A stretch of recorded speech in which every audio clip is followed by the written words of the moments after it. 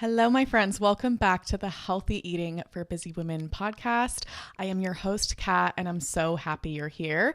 If you're new, welcome to this space. So I've really designed this podcast to help you eat healthy naturally without relying on hustle restrictions. So if that sounds like your jam, I'm so happy you're here, and I hope you learn a lot from this podcast. And if you have been listening for a while, if you could do me a very quick favor and leave a 5-star review with a little tidbit from this podcast that helped you, I would very much appreciate it. That helps our show get in front of more women. It could help, and it really supports this work. So today we're going to talk about being in charge of your eating habits.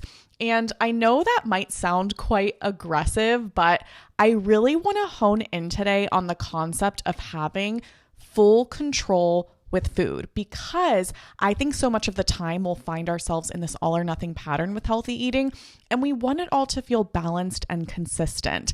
And what I want you to keep eyes on is how you may feel like you're relying on emotional highs and lows along your healthy eating journey. Sometimes you'll feel like you have it all together and everything's working. Some days you might feel totally discouraged and helpless.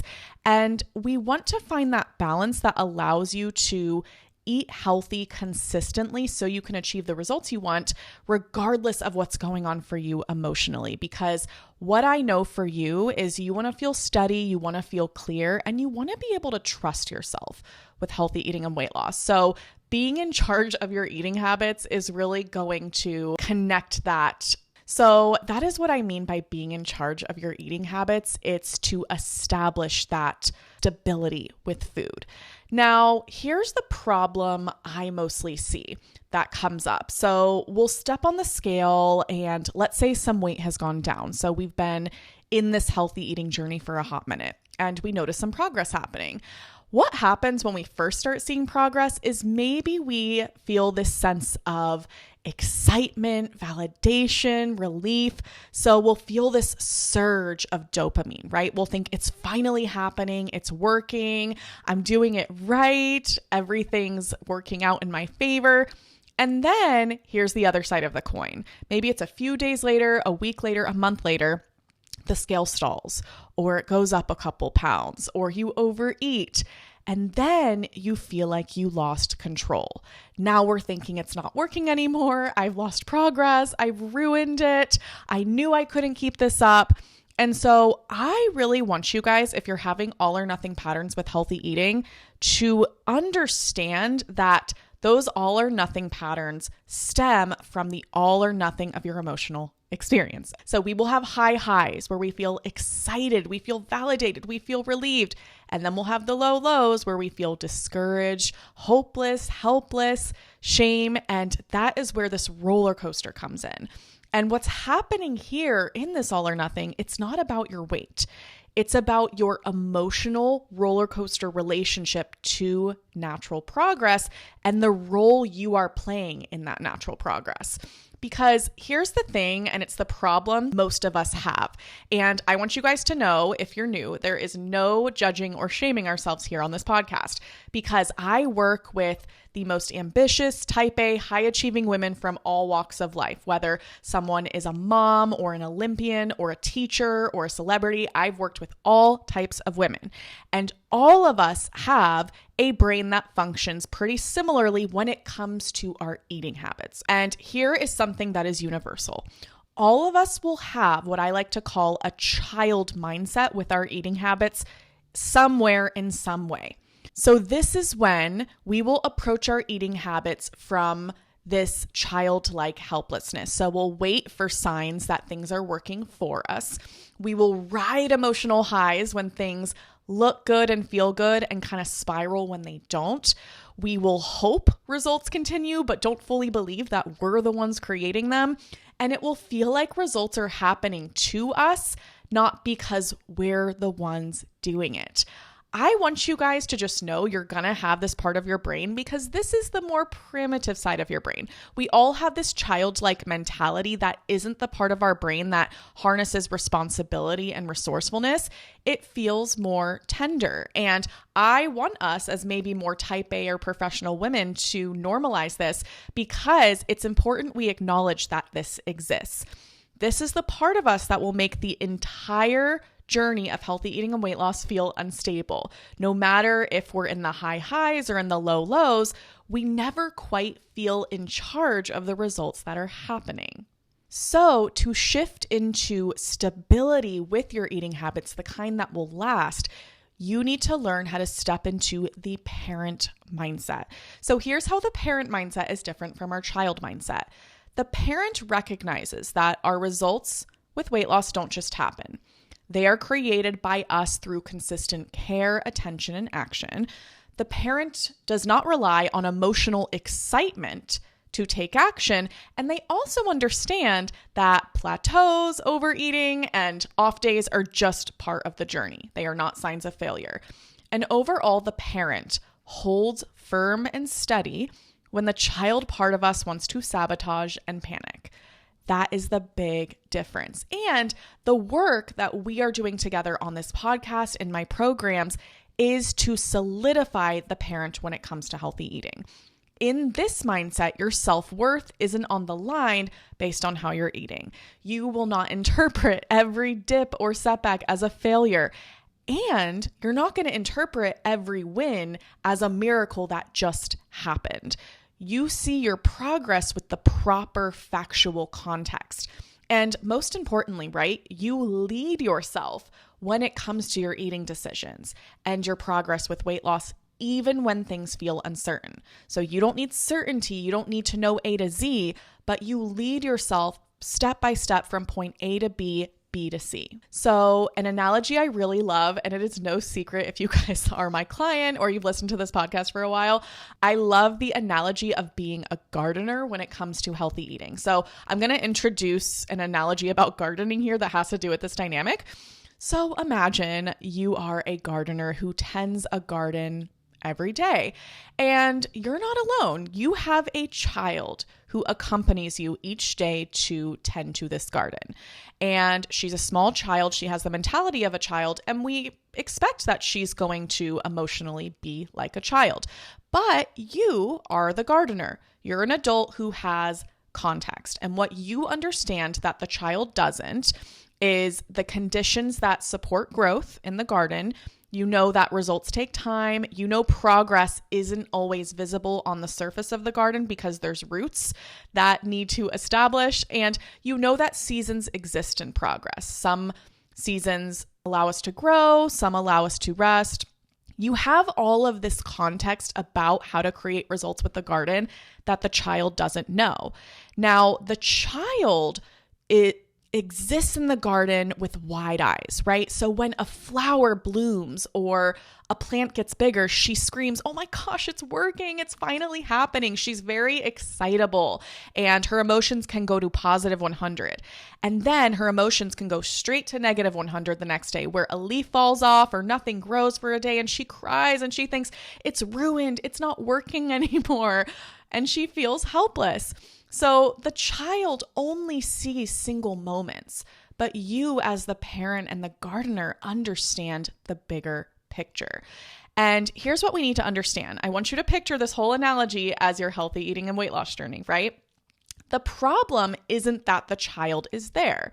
There's no problem that she has these high and low emotional experiences, right? Of course she has big emotions. She's supposed to. This is your primitive brain in the process of your healthy eating and weight loss journey. The problem is when we as the gardener let her dictate the entire process, when we believe her emotions as facts instead of holding space for them and continuing to lead, when we take more time trying to fix the emotions of the child rather than letting her learn to regulate so we can keep taking action, when we don't speak to her and offer her context and we just bulldoze through her emotions and force her to cooperate. All of us as women, as adults, have a child part of our brain and an adult part of our brain.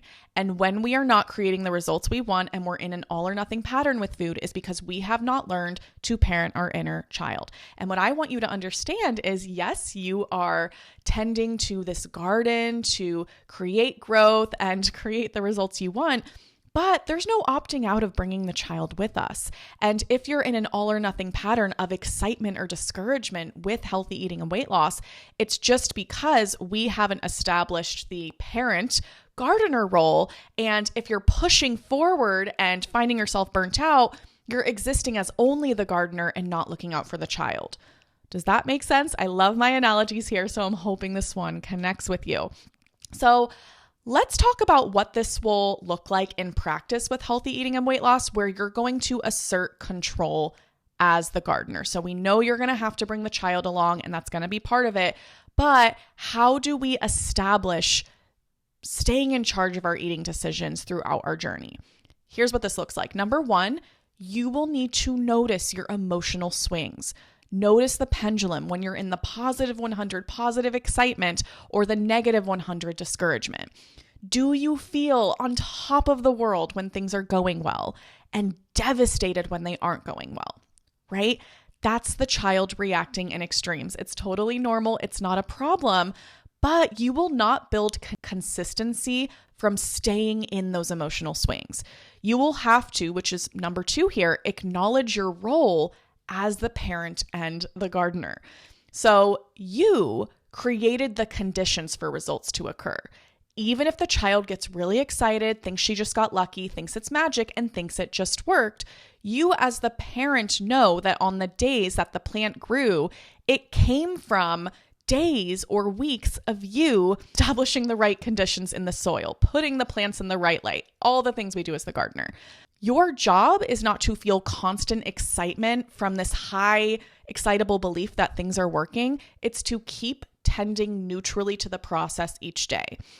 Then also, if something slows down and doesn't work, you adjust, and you also don't indulge in the panic. You want to, number three, respond with leadership, not emotion. So when the scale stalls or you overeat, the child is going to say, I messed it up. I'm back at square one. What are we going to do? What you will say as the parent is perhaps, oh, interesting. Let's look at what happened there. What might we need to change or support? How does this make perfect sense? Because what you know as the parent is it's all solvable and none of it is personal. It's just that the child is more emotionally tender and she will experience the highs and lows that do not have the actual context of how your results are created. And lastly, I really want you guys to understand firmly with yourself why you are co-gardening with your child.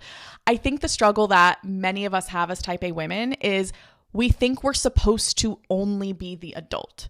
So we hold ourselves in a very high regard for this adult side of us. We'll think, oh, I'm just a perfectionist. I'm very type A. I'm very ambitious, high achieving.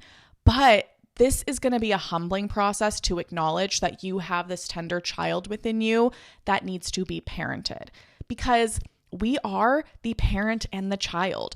So we can't shame the child for having her emotions that she's supposed to have, but we also as the parent aren't going to follow her emotions blindly and let her lead. We're going to parent ourselves firmly, but with kindness. So we want to hold ourselves through the ups when we're losing weight, eating healthy, and everything's working, and the downs when it's time to learn a lesson, be patient, or evaluate progress. Overall, this is what keeps the garden growing. So another example is, let's say you have a week where everything clicks. This just happened to a client of mine. Everything clicks, you feel in control, you lose a few pounds, you feel amazing. So I actually just had a client come into Own Your Eating Habits, and she said this to me. She said the first week she went through, I think it was the first step in the modules, and she already lost weight. She feels better. Her cravings have gone down. And then she said the second week, it just felt really visceral because she went to the other side of the spectrum. So first week she came in her head, she's like, yes, it's all working. I'm finally fixed. I found the solution. But then the second week in the program, she saw areas of work with, I think it was overeating or emotional eating. And then the child part of her then thought, nope, I failed. I'm broken again, maybe. This isn't working. So where the coaching went is where the parent needs to go, right? Oh, nothing's gone wrong. I'm still in charge. It makes sense that this is where my progress is now. Here's what I will adjust and keep going. It's holding space for our roller coaster emotions without making them the truth. That is what it will feel like to be in charge of your eating habits. No matter where you're at, you do not have to master naturally healthy eating to feel in charge of your eating habits. You can feel in charge of your eating habits today in the process of building the skills of naturally healthy eating, because it's not about perfect performance that creates being in charge of your eating habits. It's establishing the parent role in how you're showing up. Feeling in charge of your eating also isn't about being emotionally neutral all of the time. It's about knowing who's driving the process, the child or the adult. When you step into the parent role, you hold space for the emotional side without losing your footing. You trust the process even when results aren't dramatic or instant, and you stop spinning with healthy eating and weight loss, and you start leading with action.